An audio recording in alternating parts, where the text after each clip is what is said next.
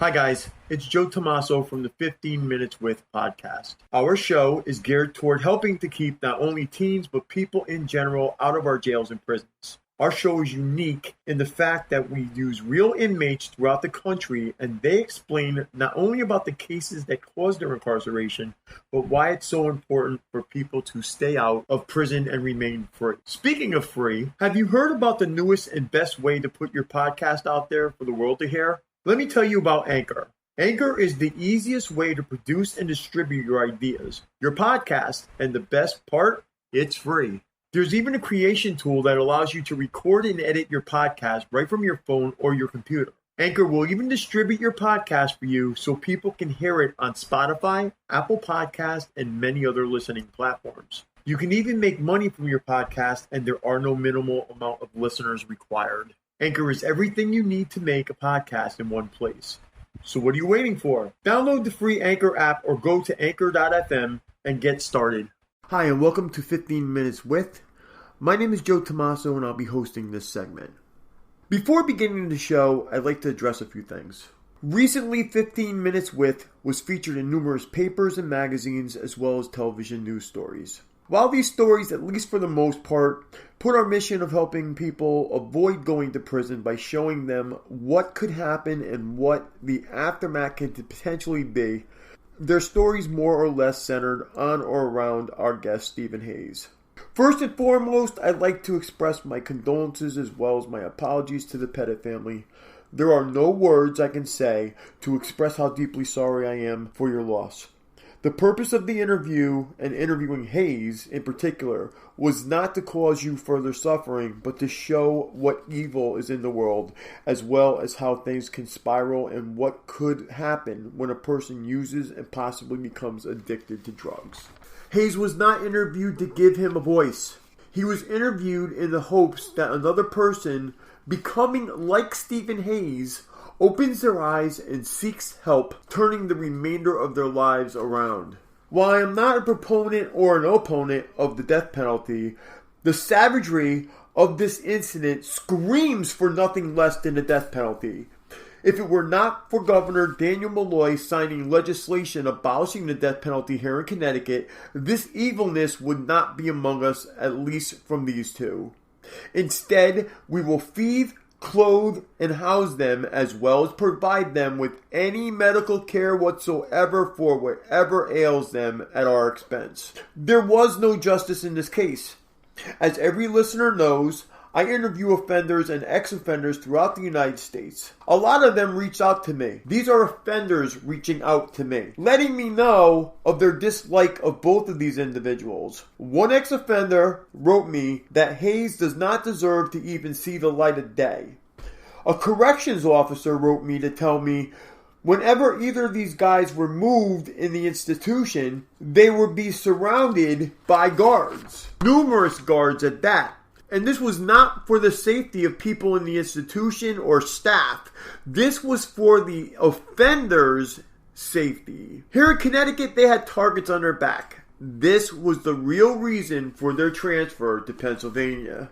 Our purpose of 15 Minutes With is to present you, the public, with stories from prisoners and ex-offenders from throughout the United States. It is our hope that after you hear these stories, you'll look at yourself, and if you see you're heading down that path, you'll ask for help. You'll get your life straight and not wind up inside those prison walls. If you like this show, please click the like and subscribe buttons on whatever platform you're using. You can also help this show and keep it going by making a donation at paypal.me/Joe Tommaso. That's paypal.me/JoeTomaso. And now, without further ado, here is this segment of 15 Minutes With Hayes' rebuttal and my rebuttal to Hayes.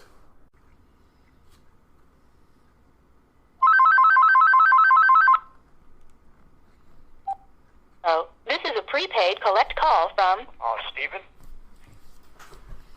an inmate at SCI Green. This is a call from Pennsylvania State Correctional Institution. Green. This call is subject to recording and monitoring. To accept charges, press 1. To refuse charges, press 2. If you would like to if you have any concern that the person you are speaking with is in mental health crisis or suicidal, please call the State Correctional Institution immediately. Thank you for using Securus. You may start the conversation now. Hello. Good evening, Steve. How are you? Good. Let me throw some questions at you really quick. Actually, before we even start this, I want to give you a heads up. I want to let you know I had several people, okay, who knew the Pettits contact me. 2 in particular were actually friends with Haley and Michaela. My question to you is, I mean, they were obviously distraught when they got a hold of me. If these 2 people were in front of you, what would you say to them? I am very sorry. Nobody was ever supposed to get hurt that night, and they have a right to feel the way they feel. I would never diminish that in any way, shape, or form. I wish I could take it back. I can't. The only thing I can do at this point is utilize what I have at this point to maybe prevent something like that from happening, and that's all this podcast is for.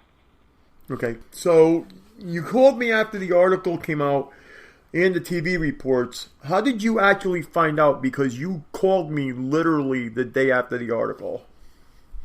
I found out from my defense attorney. Okay. And there were a couple things. One, I guess there was a typo in the New Haven Register where they had talked about my remorse, but then they said Hayes has no remorse. And my attorney felt that they were actually talking about Cohen Zajeski. Actually, I didn't see that, but I'll double check it.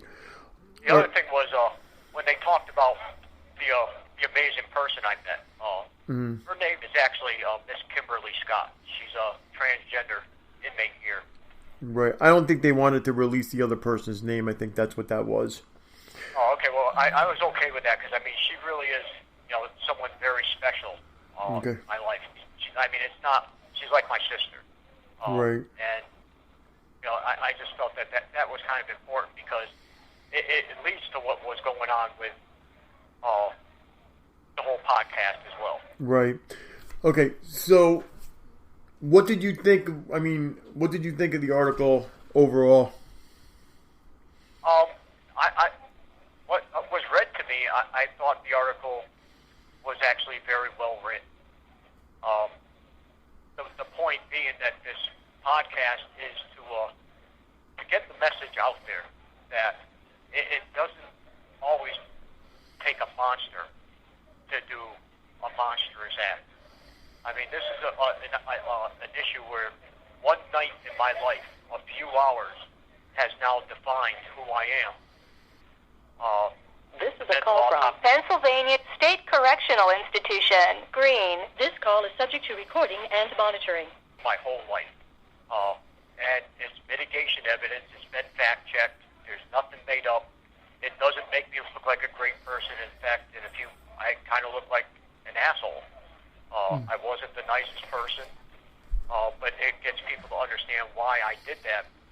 But it doesn't paint me as a monster. What it does is it shows that I was an addict. I suffered from severe gender dysphoria because of things that happened early in life, and because I did not get help for it, this ended up happening. At the time, I was in recovery, but I wasn't working my program because my pride got in the way, my ego got in the way, and I went off my program.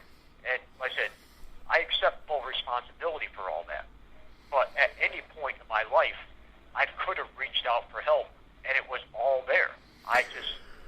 I actually want to interrupt you because this was actually one of the questions later on, and I'm sure this is on people. I'm going to tell you. I don't know if your attorney told you or not, but a lot of the remarks, and the comments were really negative.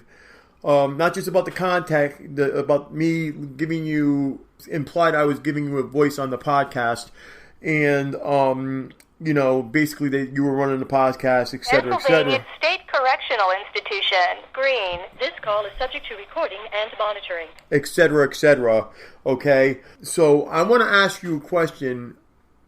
You understand why the comments were negative, right? Yeah. Okay. Now, on that point, something you just said, I want to throw this out there to you. Do you realize, and I'm not trying to be rude, I'm not trying to be confrontational, do you realize that when everything was going on at that house, okay, I know you said the night before you I don't know if you took off or you just didn't go into those 3 houses or whatever, but getting over to the night that everything happened with the Pettit family, you had a chance to come out of that. You would have got time, but you had a chance to come out of that as a hero. And that was if at some point you had gone into the house, into the bank or anywhere and said, hey, look, this is going on. I'm part of it. Why didn't you turn him in? At that point, I didn't know that anything had happened. He was with Michaela most of the night, sitting on the bed. He had told me that he was doing it to keep her calm. When I went into the room, I didn't see anything out of distress. She never reached out to me. When she had a change of clothes, when I came back from the gas station, he said, she had wet herself, and I let her take a shower. It's like, okay. And she was calm. So I'm thinking, okay, there's nothing going on. I had let Haley get water. I was doing everything I can to try and make an ugly situation humane. So, right. The whole night, none of that ugly stuff happened when I wasn't there. Right. And, I wish my gun was real, because if it was, I would have shot him right there. When he had told me what he told me, all I had was a plastic gun, and he had a knife and a bat. That's where I was struggling, what to do when I saw the police car, and then I lost it. I snapped at that point.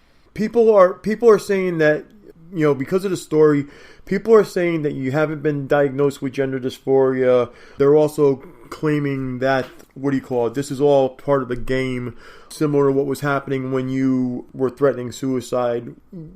I know that both you and your attorney had offered to provide me with the prescriptions from the the hospital. I guess they're just looking for clarification, and actually they want to. And I'm fine with it. And I would like to address that directly. That this game started when I was 16 years old. I'll send you the psychiatric report. You can post it that shows I was diagnosed with sexual identity disorder at 16-year-old in Mount Sinai Hospital. Was never addressed. My father tried to beat it out of me. A lot of things went on. And as for a game of the suicide, I ended up in intensive care twice. I was literally minutes away from death. It wasn't a game. And I still struggle with that today. But it's easy for people to say that because, it makes them feel better. And I may not... Well, that's the other thing, too. The crime was horrific. I've said that in the beginning of the podcast, not this segment, but other segments. This was a horrific crime. I can understand people being angry about it, and you understand why they're angry. There's 3 innocent people that are gone because of what happened. That's why I was suicidal. I have to live with this, knowing that you're right, I could have been a hero. If I had gone upstairs, they wouldn't be dead. If I heard them yell, they wouldn't be dead. It destroys my life, thinking about this. And, being diagnosed with gender dysphoria, it is a diagnosis. I have that. I've had it my whole life. It's not an excuse. And, the people that say that, they're ignorant. When you look it up and you understand what it is, it causes severe depression, suicide, PTS, OCD, a whole host of things. And my self-destructive lifestyle, I hated who I was.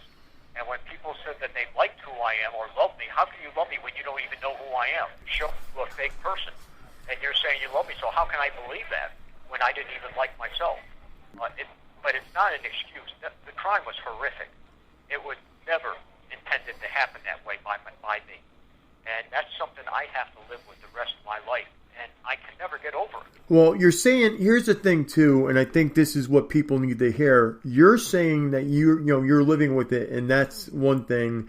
And you've apologized in the past, but I think what they're going with is the fact that Dr. Pettit has to live with it too. Oh, and I totally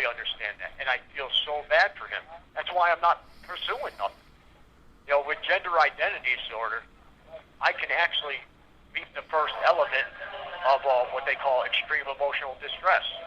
I'm not doing that. It's not an excuse to get out of jail. I screwed up. I belong here. And it would be just wrong on every level for me to put Mr. Pettit and the family through that. And it's wrong for my co-defendant to do it. I am totally against that, but I don't have control over him in his case. I mean, I think that's part of it as well. You know, his going to the, Supreme Court to try to get out of this now. I mean, you've already said, be a man about it. Do your time. Stand by that. Well, like I said, it's very emotionally, charged, and I can understand why. And it sounds like you understand as well. I mean, I've seen a lot of comments, mostly negative. It's just, what people need to understand is I'm not giving you, having you on this podcast to, give Stephen Hayes a voice. Let Stephen Hayes talk to the world and say whatever. You're here with a purpose, and that purpose is to stop somebody else from doing anything even remotely close to what you guys did and steer them away. In 2000, I think it was 14, CNN reached out to me to reach out to Darren Winton, the home invader that was on the run out of Washington. Mm-hmm. I have the letter, and I'll send that to you. I agreed to do it. I said, addiction, mental health issues, there's a whole lot of reasons why a lot of stuff happens.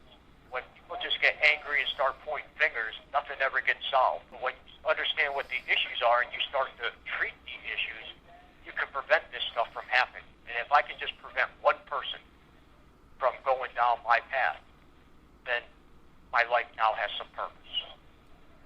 Okay. So I'm going to end this interview right now, and we're at 14-minute mark, and I hope people get this and understand what's really going on here. I really do. Thank you for listening to 15 Minutes With. I hope you've enjoyed this edition. If you have enjoyed this edition of 15 Minutes With, please hit the like and the subscribe button. You can also help me keep this show going and watch it get better by donating to paypal.me/Joe Tomaso. That address again is paypal.me/JoeTomaso. 15 Minutes With is constantly looking for new content to upload and new people to interview.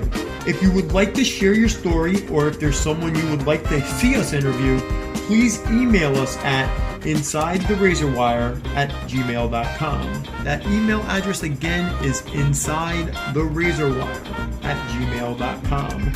Last but not least, again, if you like to support this channel, please subscribe and hit the like button. Until next time, we'll be seeing you